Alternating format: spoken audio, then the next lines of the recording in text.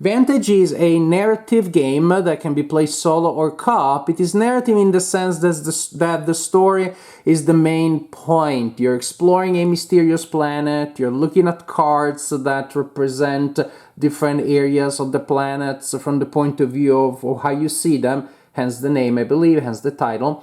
And then you will use booklets with paragraphs connected to the card to figure out what happens and the outcome of your actions. In that sense, it almost feels like a game book that has a lot of information printed on cards, and there are entire booklets or books here included. So you can play cooperative or you can play solo, and I only played it solo, so that's what I'm gonna tell you about here. You have, in this game, values such as morale, time, and health. Interesting enough, when you attempt an action, you will always succeed, only sometimes you die. So I don't know if that still counts philosophically as really succeeding, meaning that I'm attempting to climb a wall or to open a door or to craft a medicine. I will roll dice and I may have, the outcome will always be that I succeed at the action, narratively speaking, but there may be a cost. Maybe I lost a lot of time. Maybe I got a little bit hurt. Maybe I got a bit sad and lost some morale. So although the action will always succeed, if any of these tokens reaches 0, you will lose the game. And so basically the placement of these tokens at the beginning of the game determines the level of difficulty. 4 is called the daring level. It seems to be the standard level, and that's how I played the game. So that's the general idea about, about that. You have a character, and the character is represented by cards. Oh, I should mention, so this game is, again, it's all about the story, it's all about the narrative, so I want to avoid spoilers entirely, and I will only show you components that you would see during setup, and pretty much I'll talk about general ideas, and I'll make up fictional examples, so there are no spoilers here. And as you can see, I had to be a little creative about that. So you got your character, one among several characters. The character has a section on their card representing how many boost tokens they have. These boost tokens will allow you to reroll dice and or to trigger other effects. Here, for example, I could trade 2 boost tokens for a coin or for a token of that type. I can also use that to reroll. And then you see these slots here. These are super important because when you're attempting an action, the booklet that you're using will tell you the kind of challenge that it is and how difficult it is. Difficulty will always be defined as a number of penalty dice that you need to roll, and you will have a certain number of penalty dice depending on the number of players. For example, it's always number of players as 8 plus 2 per player. So I'm playing solo, it's a total of 10. And these are in my penalty, in my personal supply. Suppose I'm attempting a task of difficulty 3. So I roll the dice, and I happen to have rolled a heart, a time, and a blank. And it was a difficulty 4, and I also rolled these. And so what happens now? I'm trying to place them anywhere that is not in the challenge, in the penalty challenge area. You can see that on my card I have slots, and that's where I'm trying to place the dice so that I avoid placing them in the penalty area. And slots always have restrictions. If it has a symbol, then I can only place a dice of that symbol. Say heart with heart. But then also actions as symbols, so this is the action for crafting. So if I'm attempting the crafting action, which was, exactly what I was trying to do, I can place a die there, and it also even gives me a boost token. Other slots will have a boost tokens not on the right indicating that they generate a boost token, but on the left indicating you have to spend a boost token to place a die there. If your die, the die that you rolled showed a blank symbol, that's the best possible result, because then you can place it there without any penalty. If it shows this symbol, simply the die goes back to the supply. Doesn't go in a slot, doesn't go in a penalty.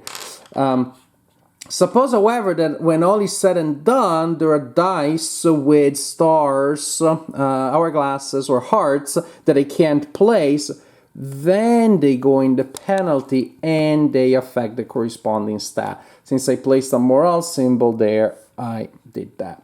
So that's the general idea, the heart of the game. You don't start with many slots, but you will acquire more as you acquire cards. You can have up to 8 cards surrounding your character, and they will have other slots. Again, that they'll be tied to the type of areas in which you are. Then you can place dice in that if you're in that kind of area, the type of action that you're attempting, the kind of result that you roll, but you will want a lot of those slots there.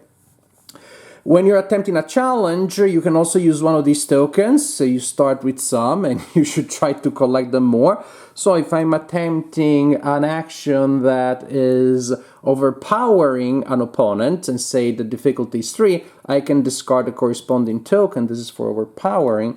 And then I only roll 2 dice. Oh darn, I don't have any slots, so that's pretty bad. I'm gonna re-roll, hoping to get some blanks. Still no, not good, and so I would take those 2 penalties among my stats there. So, in order to win, at the beginning of the game, you will receive a mission card. Again, I told you, I made my own components, so I don't have to. Suppose this is your mission, and you don't know exactly how to do that on the planet. If you complete the mission, if you complete the event described there, you can win, meaning you can stop the game there and you have a mission victory, which I think counts as kind of like a minor victory. If you complete the mission, however, you'll also be given a secondary mission called a destiny. And then if you complete also the destiny, then you have a destiny victory, which I believe is a major victory. Also, and this is something you will learn during setup, if you have a full grid of cards, meaning if you surround your character with other cards that you are collecting, they may represent allies, weapons, equipment, consumables. If you surround your character with cards that you collected, then you pick up Destiny 1705, which tells you another way of winning the game. And so as you can imagine, pretty much it means if you can't fulfill that one, but you were successful enough in establishing yourself on the new planet, then you still have the chance at a Destiny victory. So you may win a mission, you may win a Destiny without the mission, you may win a mission followed by a Destiny, which is the highest level of victories, an epic victory. Again, you may also lose if one of your 3 stats goes to 0.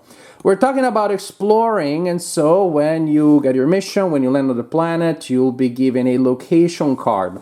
And so that you see, without spoilers, what we're talking about, we have a pretty big pool here of location cards, and then cards representing characters, items you can acquire, challenges, things like that. And these are the booklets, but before we look at the booklets, let's look at the cards. Suppose that I just was told, go to location 699, and so it will look like this. Yeah, this is the fake one that I made. So you will see a card that shows you the location in which you are. It may or may not look like this one. And then you will have a display here with the reminder of the card that you're on.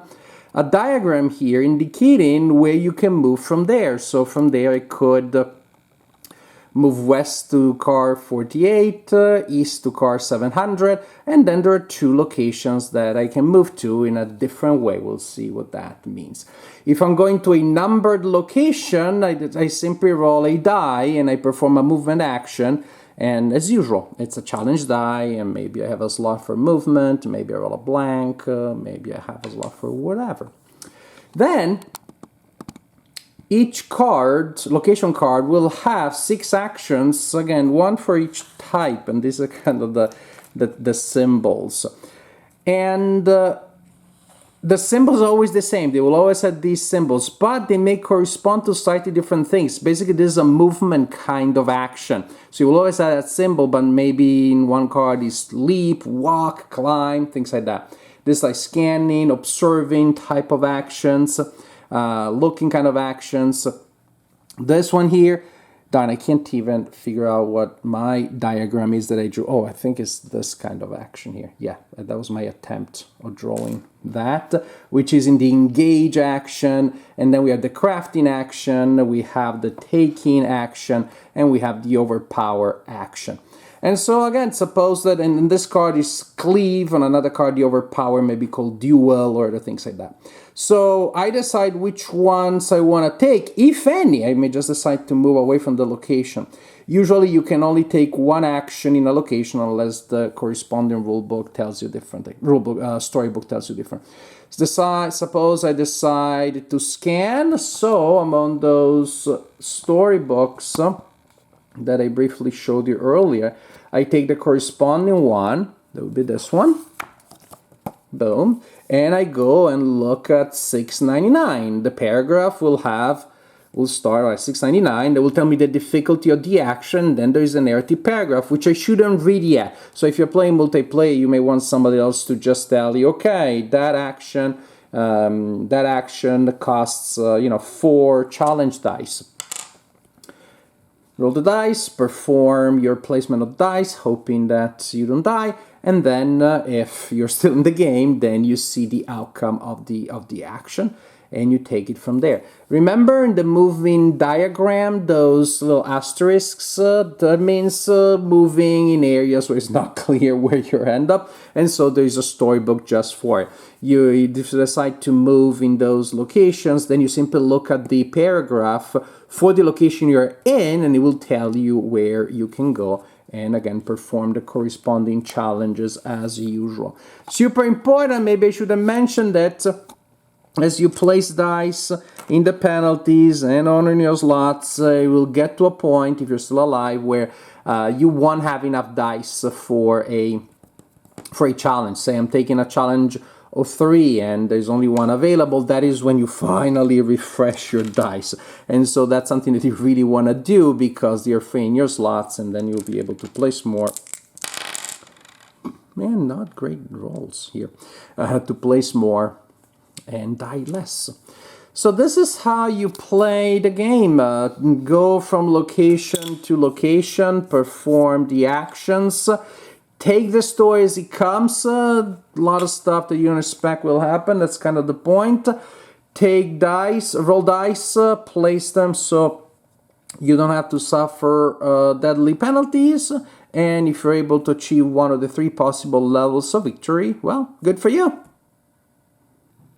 Vantage is a great game for the right crowd that is in the right mood. And I say that, I put those disclaimers because I do not think this is a universal pleaser. I think it offers a very unique experience, and precisely because of that, it may go against what many of us in the gaming community think works when you're playing a game.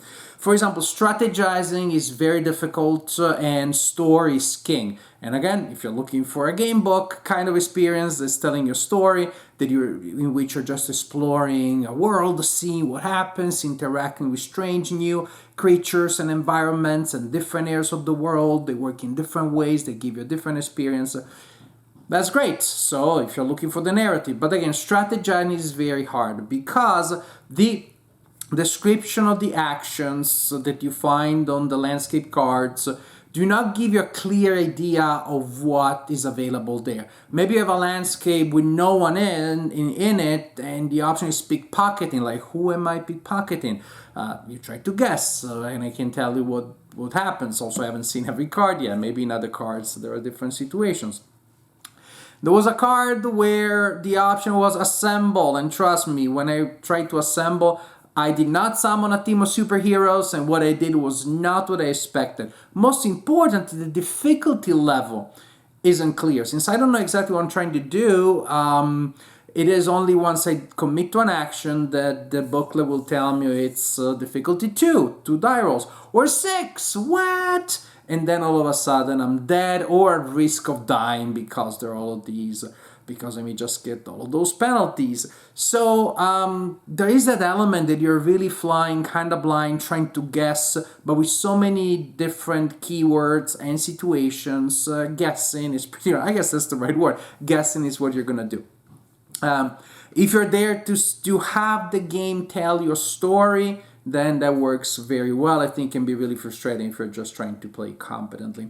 And it's a story that is a science fiction story with a mission that can change, and that's fun. But it's a story that you also only partially contribute to shape. Meaning, my characters found themselves doing different things and changing their attitude dramatically from one part of the story to the other because of the slots that they had available. Oh, this character really likes to craft. My craft slots are all taken. There's still a couple of dice to place before I get the reset, and all of my available actions have to do with overpower. All of a sudden, my character becomes a lot more antagonizing, a lot more than before. Then all of a sudden, I got the slots available for take actions. Then my character gets a little grabby.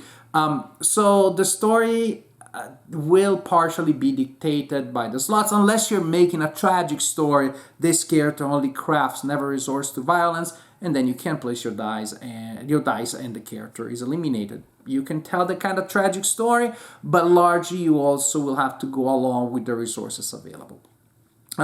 This being said, at the daring level of difficulty, the game is very manageable. So if you're actually looking for a challenge, you may want to try another level. I played the game 6 times. I won 5 times and I lost once. That one time that I lost, the game lasted like 10 minutes. I simply landed in an area of the planet where I get constantly hit with losing health, and I died before I was able to figure out a ways of how to stop that. The other times I got 2 regular missions and 2 difficult missions. You'll be told at the beginning that's the case. The 3 regular missions I all won epically, so get the regular, then the destiny, boom. The 2 other ones I both won by the grid, by the fact that I couldn't even find actually what I was looking for. But if you survive long enough, you collect enough cards to unlock the destiny 1705, that gives another way of winning the game. So definitely manageable at that level. You can make it easier even, you can make it harder even. And the areas of the planet, yes, they worked in different ways. They gave me different narrative experiences, which again, for a game of this kind is precisely what you need to want to be able to enjoy the game. Production is excellent. The rulebook does a very good job of explaining the game. I love the art. I love the crazy situations that are in there. And the game resets every time. There is no campaign. So every time you drop on the planet, on a different areas or slightly different areas or different missions, and you explore part of it, then put everything back in the box and explore again. So actually, once you get the general idea, you can play pretty fast. Other than for that odd game that lasted like 10 minutes, I would say my regular solo games, they were all under an hour, maybe about 40-45 minutes or so. So it can be an easy game to take out of the box, play an adventure, explore an area of the planet, and put it back in the box. No big commitment there, because again, it also sets up very quickly. Couple of cards, take out the tokens, and you're ready to go. You're ready to explore another area in Vantage, a game that is all about the story, and a story that you discover partially randomly because the information is limited. You gotta have that feel, that will to go along with the story, but then the stories that emerge are indeed fun, enjoyable, and different from one another.